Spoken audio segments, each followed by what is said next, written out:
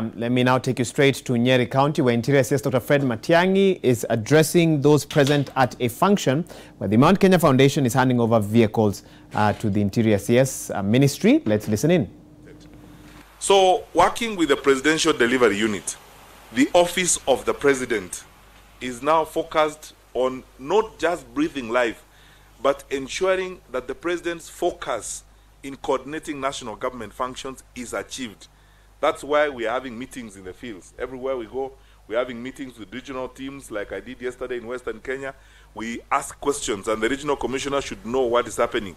If the national government function, the Ministry of Water is doing a dam in your region, you need to have all the facts about what is going on with the dam. And if the Ministry of Water official is uncooperative, you should know and let us know so that we ask his bosses at the headquarters to fire him or her, so that national government activities are done. And let us go back to the strong, focused national government tradition that we have had, which has overseen the development of our country to this point.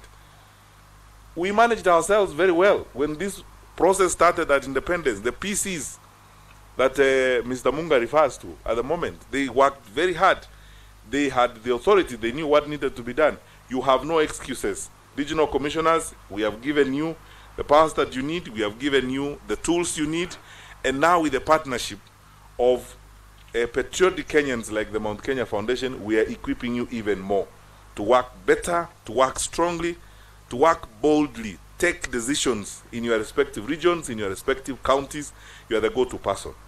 We discussed this even with the police officers and the National Police Service. Let me say it here. We have agreed. This is a matter we have discussed. The Inspector General of Police understands. The police command in the county is coordinated also by the county commissioner. The police command in the region is also coordinated by the regional commissioner. The regional commissioner tells us this AP commander is sleeping on the job. We immediately tell the Inspector General to do the needful as we carry on. So the time for excuses is gone. Let us deliver services to the people. That is the desire of our president. That is what we have been asked to do, and we should go forth and do it.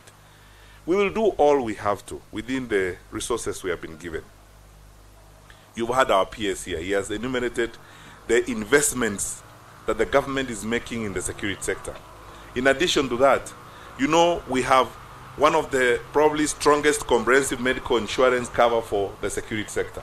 Now, PS Kibicho and our team in the ministry is working on new models and figures to see how we can also generate and develop a new medical comprehensive cover for national government administrators, so that we can cover the regional commissioner all the way down, as it were. We're working on this, and I think by the time we start working on financial year 2019-2020, our proposal will be ready. We'll have a discussion with the National Treasury and see how we can cover our national government administration officials across the county as they work for us. So we want national government administration to step up, rise up, and remain focused on the delivery of services, ensuring our areas are secure, we are all safe, and we must make sure the work that we have agreed. There are many things I don't want to repeat here, which we have said here. You know the circulars we have given you this week. You know the things you must sort out, this business of illicit brews. We made huge progress here, that's fine. I want us to work harder. You know the deadlines we have given you on these slot machines in the villages. You understand that? Regional commissioners who are here and county commissioners. That is a key performance indicator for me. We must get that nonsense out of our village because it is hurting our children. Our kids are now stopping to go to school, stealing from their mothers' purses, selling chicken to go and gamble with the slot machines and so on. I mean, who bewitched us as a country? This kind of...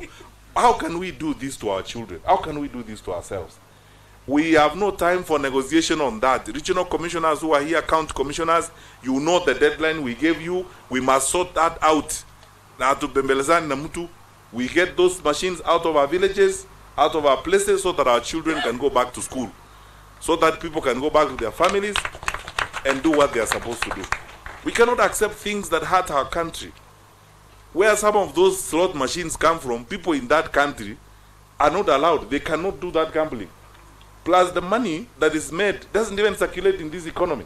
That money is collected, it goes somewhere else.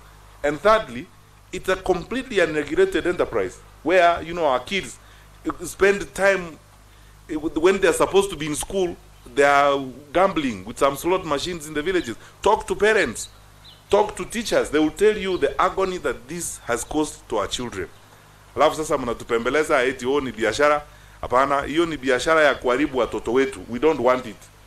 There is a lot of good business we can do, which is not hurting our children. I want to ask the religious leaders who are here, faith-based organization leaders, please work with us on this thing. Let us speak very strongly and speak firmly about this. Hii kitu itaharibu watoto wetu.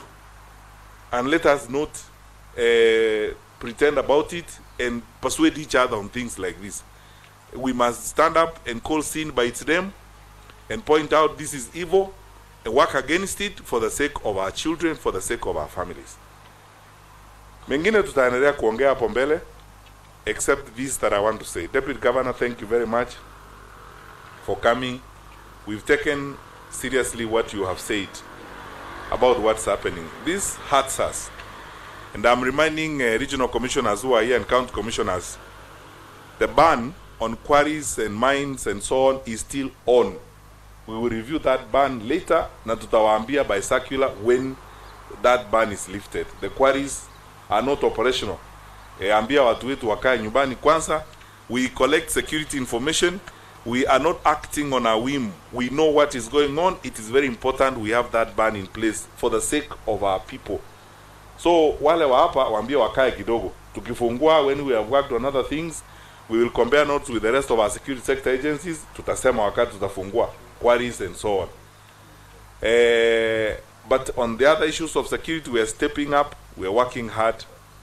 You heard what our Inspector General said yesterday. I don't want to go back on it. We've advised some of our political leaders, especially in certain parts of the country that are affected by this, to be part of the solution and not part of the problem. Security is good for all of us. So sasa ukianza kuambia watu hapo eti uko namna hii, tuachane na hii maneno tafadhali. We must make sure that our people are safe and secure. Lakini sasa kama itakuwa ni hivyo, wewe unataka kwenda pande hiyo, unajua kazi yetu sisi kwa security ni kufuata sheria. Tukikutana na mhalifu, we don't usually check the status. We deal with you first, then we find out the status later. So mtatukubalia tufanye kazi yetu hivyo tafadhali ikifika hapo. But I want to ask you, please, we have enjoyed very strong cooperation across the board. We are doing better because of the cooperation we've had with all the leaders. Let us continue to support each other. Lastly, I sincerely plead with Kenyan professionals wherever they are, business people, especially those outside of Mount Kenya region, to learn this wonderful example of the Mount Kenya Foundation. You know, let us go beyond the talk. We don't help our security sector by just talking about how bad the police are or how bad the chief is. Why don't you make your contribution towards the lives of these good people? They are our brothers, they are our sisters.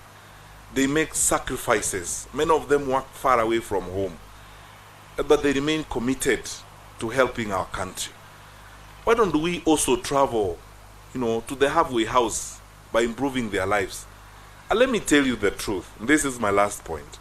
There's no government anywhere on earth that has got enough resources to give everything that their public servants will need. Many of those communities, countries, and environments we admire usually benefit from corporate activity, community participation, and so on. People always ask us in government, oh, you passed this law, there was no public participation. Why do you want to participate only in talking? Please participate also in doing. Yeah. Because, you know, they were to oh, you know, the judiciary is now terrorizing us sometimes. Oh, you know, this law, that one, there was no public participation. That's okay. We agree and we respect your decision. Let us also look at public participation from the point of doing things. So let us participate. I keep telling people we always build houses for Movea in the villages. Why can't we also start building for the OCS? because the OCS also renders a good service to us. Because the priest addresses our hearts, prays with us, and looks after our spiritual needs. The OCS and OCPD, and the county commissioner, and the deputy county commissioner, and the regional commissioner, they also address our security. Let us now also build community support for our national administration and our security structures. That's why I keep saying, if everyone did what these good people are doing, we will help our officials in the security sector to live better. And all of us are doing it. I actually told the Inspector General the other day that the police station closest to my home, even if I am the Minister for Interior, I am not going to ask for a shilling from the Inspector General of Police. I have mobilized my classmates, my professional colleagues from the village, and I've told them, let us build one of the best police stations that has ever been seen in this county, near my home, so that we all buy bricks, we all buy cement, we build for these police officers. I would like the OCS who come to that police station near my home to live in one of the best houses, built by our efforts, not by exchequer resources, by our efforts. Because we are all here in Nairobi, we are working, we are all over the place. That good man is the one taking care of our parents. You know, they're the ones looking after our people. The county commissioner, the deputy county commissioner, they're the ones looking after our parents. So let us respond by supporting them. So I will talk to my friends here, like Mzee Munga here, the deputy governor, PS Kibicho, all these good friends of mine, so that they can help me to go and build a police station at my home. Build a nice police station. I want the OCS to live in a good house so that he can bring his family and his children during the holiday can visit him, because they have a 3-bedroom unit, a place to sleep, so he can work happily. And I would like all OCSs and all OCPDs and all county commissioners to work like that. We will do our part. Thank you so much, Mount Kenya Foundation, for your support. And thank you, everybody, for this support that we have received today. And I promise you, we will put it to good use. I want to tell the PS here, tutatafuta ile namna ingine ya tracking.